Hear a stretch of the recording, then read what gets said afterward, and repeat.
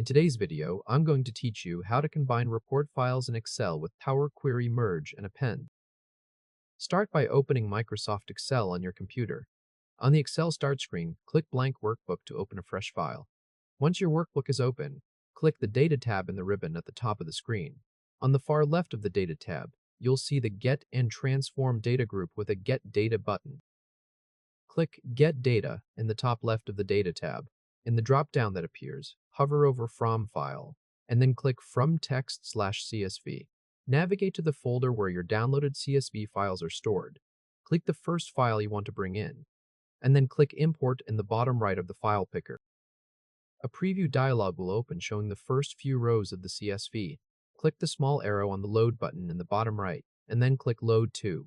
In the Import Data dialog, select only Create Connection, and click OK. The Queries and Connections pane will open on the right, showing Sales Gen as a connection-only query. Now repeat that same process for each of the remaining 3 files.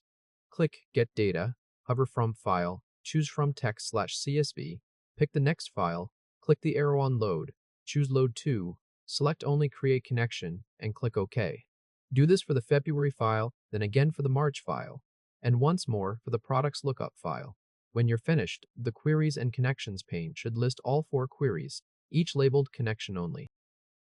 Next, in the Queries and Connections pane on the right-click the January query, and then click Edit in the context menu.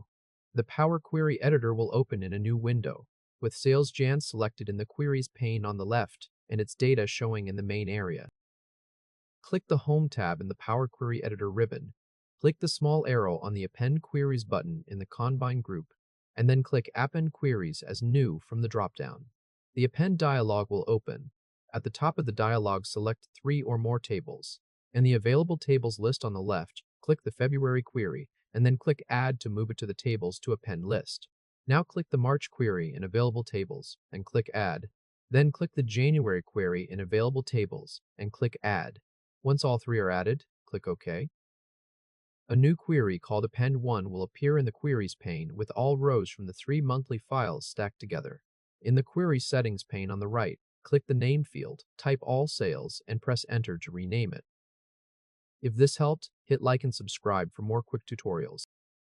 With AllSales still selected, click the Home tab. Click the small arrow on the Merge Queries button in the Combine group, and then click Merge Queries from the dropdown. The Merge dialog will open with All Sales shown as the top primary table. Click the Product ID column header in the All Sales preview at the top. In the drop-down below the preview, select the Products query, which is called Products. Click the Product ID column header in the Products preview that appears. Leave. Join Kind set to Left Outer, All from First, Matching from Second at the bottom of the dialog, and then click OK. A new column called Products will appear on the far right of the All Sales table, containing table values on each row. Click the small expand icon, the 2 arrows pointing outward on the Products column header. In the column list, uncheck Product ID, since you already have that from All Sales. Then uncheck Use Original Column Name as prefix at the bottom of the dropdown, and click OK. The Products column will be replaced with 2 new columns, Product Name and Category. Finally, click the Home tab. Click the small arrow under Close and Load on the far left, and then click Close and Load to. In the Import Data dialog, select Table, then select New Worksheet, and click OK. Excel will close the Power Query Editor and write the combined table to a new sheet in your workbook, complete with all your appended sales rows and the merged product details.